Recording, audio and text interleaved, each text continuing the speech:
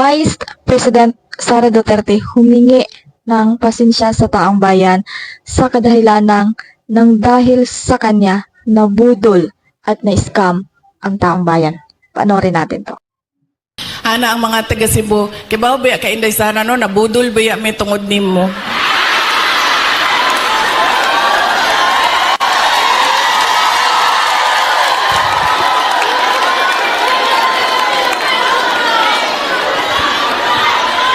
Ang sa summer, sabi sa akin, maalala ko yun, so nagtagalog siya sa ako. Sabi niya, alam mo, na-scam kami dahil sa iyo. Lalaki pa, ito siya niya, senior ba? So, wa na lang yun ko ni ko, ana na lang ko, pasensya na sir. Pasensya na. So, akala ko kasi, ito na naman tayo sa maling akala. Ay,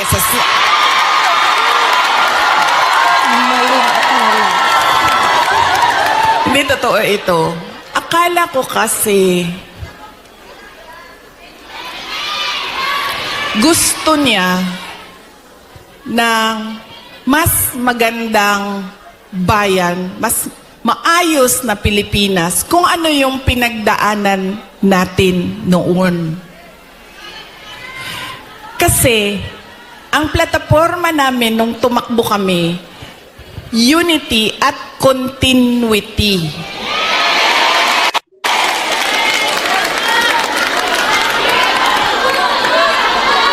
Nabudol lagi.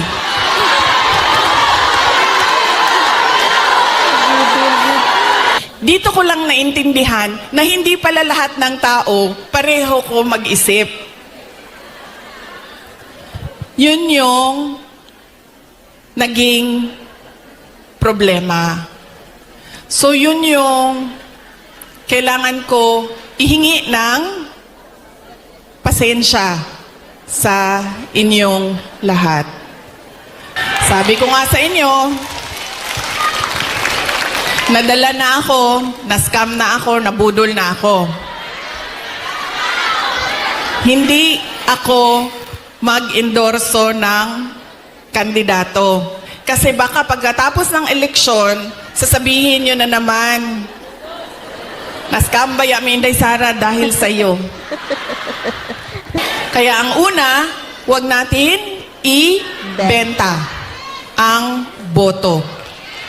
Pangalawa, pag tumingin tayo ng kandidato, tingnan natin kung ano yung promises na ginawa niya o sinabi niya noon. Tapos, tingnan natin, binigay ba niya yung kanyang promise? Hindi. Saan?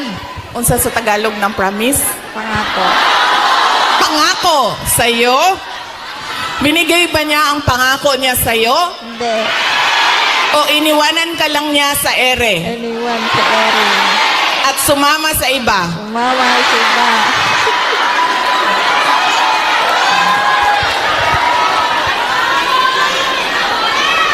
Sana ngayong darating na eleksyon, no, bumoto tayo ayon sa ating kagustuhan. Una, huwag nating ibenta ang ating boto. Pangalawa, huwag tayong padadala sa pangako para di tayo ma-scam ulit or mabudol. At pangatlo, huwag tayong padadala sa ayuda.